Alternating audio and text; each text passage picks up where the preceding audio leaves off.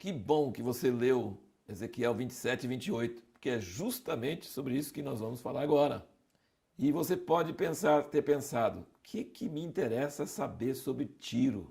Nem sei sobre onde fica essa cidade. Ah, fica no Líbano. O Líbano esteve no noticiário recentemente, mas não importa. Onde fica Tiro não tem importância. O que tem importância é o seguinte: quando a Bíblia fala sobre alguma cidade, como Babilônia, o Tiro, o Egito, está falando da cidade do homem, a cidade que o homem constrói, o poder do homem sem Deus.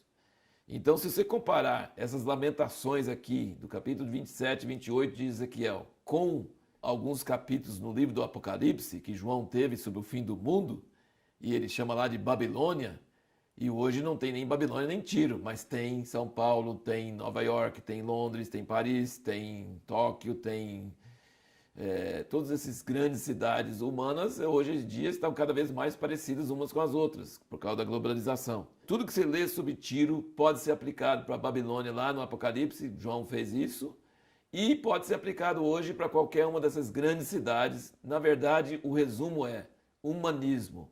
O homem está procurando construir o céu, o paraíso, sem Deus. Ele quer fazer coisas boas, ele quer aniquilar o câncer, ele quer acabar com todas as doenças, ele quer uma vida de prosperidade, conforto e justiça social e hospitais e escola, tudo. Parece ser tudo muito bom, né? E Deus odeia, e Deus quer destruir. Por que Deus quer destruir uma coisa boa dessas? Porque é um paraíso sem Deus. Não existe. A gente sabe que em toda grande cidade a maioria das pessoas estão na miséria, a maioria das pessoas estão em desespero, em solidão, em depressão. O materialismo, esse futuro bonito e maravilhoso não existe para o homem sem Deus, é impossível. Mas então, no meio de todas as escrituras, você vai encontrar figuras, e aí pega uma cidade grande, de grande comércio, e aqui, por exemplo, você veja bem que coisa que tem aqui. Envolve comércio, conforto, luxo, poder, fama, beleza, conhecimento, sabedoria. Olha, e tudo isso faz as pessoas esquecer de Deus. E quando vem a luta e o problema, aí as pessoas começam a saber que Deus é Deus. O homem se orgulha, acha que ele pode fazer todas as coisas, e quando vem uma pandemia, vem um tsunami, vem um terremoto, vem um ciclone, vem coisas que ninguém consegue controlar, e o homem até hoje, com toda a sua sabedoria, não vai conseguir controlar, aí o homem sabe que Deus é Deus. Então, Deus tem raiva, essa é a pergunta que nós fizemos no último vídeo, né? Falamos sobre o que é a essência do humanismo e por que Deus tem tanta raiva dele, porque ele é anti-Deus. Ele é baseado naquela premissa que a serpente falou com Eva: sereis como Deus, conhecendo o bem e o mal. Então, o que Deus mais tem raiva não é só coisa ruim que o homem faz, mas é o homem querer ser Deus, ser como Deus, sem ter comunhão com Deus. Isso é a chave, é a raiz de todo o pecado. E por isso que Deus é contra todo o humanismo, mesmo que aparentemente o humanismo tenha algumas coisas muito boas. Ele quer justiça social, ele quer paz mundial, mas ele nunca consegue porque é sem Deus. Esse que é o grande problema. Essa é a grande diferença entre Babilônia e Jerusalém, que são os estereótipos das duas cidades. Babilônia sobe da terra para os céus, e Jerusalém vai descer dos céus para a terra. Jerusalém é a cidade de Deus, Babilônia é a cidade do homem. E no caso aqui, Tiro está representando isso aqui, representando essa ideia, esse desejo de ser como Deus. Uma coisa interessante de você notar, muitas pessoas usam, e muitos teólogos e muitos antigos, e é bem conhecido que esse capítulo 28 de Ezequiel não está falando sobre o rei de Tiro, está falando sobre Satanás, Lúcifer, quando ele caiu dos céus. Assim como Isaías 14 também está falando sobre Babilônia e fala que também representa Satanás. Mas é porque usa alguns versículos falando: perfeitos eram nos teus caminhos, no versículo 15, desde o dia em que foste criado até que em ti se achou iniquidade. E no versículo 14, o versículo anterior, fala que te coloquei com o querubim da guarda, estivesse sobre o monte santo de Deus. E no versículo 12, tu eras o selo da perfeição, cheio de sabedoria e perfeito em formosura, estiveste no Éden, jardim de Deus.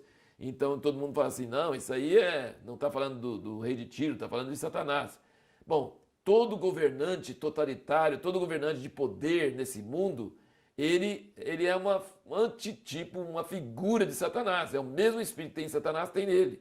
Mas aqui ele diz que tu és um homem e vai morrer como homem e tal. Então a gente pode dizer que representa uma realidade que é a realidade de Satanás, mas na verdade é uma lamentação sobre o próprio rei de Tiro, que era um homem. Agora veja bem, como interessante, 28, versículo 3, ele diz: com efeito és mais sábio que Daniel. Olha, Daniel era contemporâneo de Ezequiel. E Daniel já era famoso de ser sábio. Ele era o mais sábio dos homens e está dizendo que aqui o rei do Tiro era mais sábio que Daniel. Olha que coisa. Tanto é interessante notar que Daniel já era famoso nos dias de Ezequiel, quanto em saber que o rei de Tiro era considerado mais sábio que Daniel. Ou então Lúcifer, ou Satanás, que está por trás dele. De qualquer forma, o que derruba tanto o rei de Tiro como Satanás lá no início? O que derrubou eles? É o versículo 17 do 28, diz: elevou-se o teu coração por causa da tua formosura, corrompeste a tua sabedoria por causa do teu esplendor. Então, é o orgulho e a soberba que derrubam, que corrompem a sabedoria. E aí nós passamos então para um último ponto aqui. Olha aqui no versículo 22. E diz, e assim diz o Senhor Deus: eis-me contra ti, ó Sidom, e serei glorificado no meio de ti, e saberão que eu sou o Senhor, quando nela executar juízos e nela me santificar. Pois lhe enviarei peste e sangue nas suas ruas, e os transpassados cairão no meio dela, estando a espada contra ela por todos os lados, e saberão que eu sou o Senhor. Esse é o refrão de Ezequiel. E saberão que eu sou o Senhor. Ele repete, uma hora eu preciso contar. Cada capítulo tem vezes que ele fala 5, 6 vezes em um capítulo, a mesma coisa. E saberão que eu sou o Senhor. E saberão que eu sou o Senhor. E aí às vezes ele diz, quando nela executar juízo e nela me santificar. Então é aquilo que eu falei, quando Deus exerce juízo sobre o humanismo e as pessoas assustam em ver que não tem controle nenhum, eles se exaltaram, mas Deus abaixa o homem e Deus mostra que o homem precisa dele, que o homem não pode se virar sem ele. Aí ele diz, eu vou santificar meu nome no meio deles. E pelo juízo contra o sistema desse mundo, Deus vai se santificar, vai mostrar que Ele é Deus, porque Ele é blasfemado todo dia em nosso mundo. Então Deus suporta isso, porque Ele tem um dia onde Ele vai julgar e onde o seu nome vai ser santificado. Santificar o nome de Deus é o contrário de blasfemar o nome de Deus. Nesses mesmos versículos aqui, então, que ele fala, no 22 e 23, que é pela destruição de Sidom, no caso uma cidade perto de Tiro, ele vai ser santificado. E no versículo 24, ele diz, e a casa de Israel nunca mais terá espinho que a fira, nem abolho que cause dor, entre os que se acham ao redor deles e que os desprezam, e saberão que eu sou o Senhor Deus.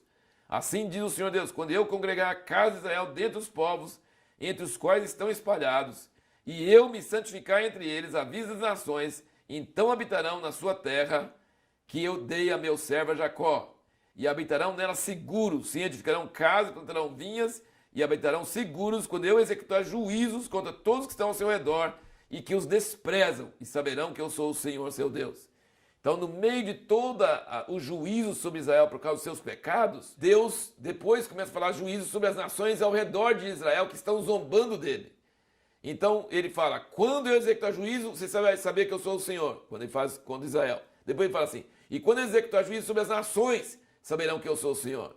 E depois ele fala, e quando eu trouxer Israel de volta para sua terra, e viver em paz e tudo, diante dos olhos de todas as nações, então saberão que eu sou o Senhor. Então você pegou a sequência? Ele vai julgar Israel por seus pecados, aí eles vão saber que Deus é o Senhor. Depois ele vai julgar as nações por seus pecados, e as nações saberão que ele é o Senhor. E depois, quando ele retornar a trazer Israel de volta por causa de sua aliança com Moisés, com Abraão, com Davi, ele tem uma palavra pendente, mesmo que eles pecaram, mesmo que eles levaram na cabeça, mesmo que eles foram esparramados entre as nações, mas Deus vai trazê-los de volta. E quando ele fala do juízo sobre as nações, ele fala de trazer Israel de volta. E quando ele trazer de volta, ele fala assim, quando eu trouxer eles de volta diante dos olhos das nações, que zombaram deles, que desprezaram eles, saberão que eu sou o Senhor. Então, no fim das contas, tanto o juízo como a restauração vai fazer que todas as nações do mundo saberão que Deus é o Senhor. E saber que Ele é o Senhor é o nome de Jeová. Eu sou o que sou, Yahvé. A pergunta que nós vamos responder no próximo vídeo é: o que as profecias contra o Egito podem nos ensinar hoje?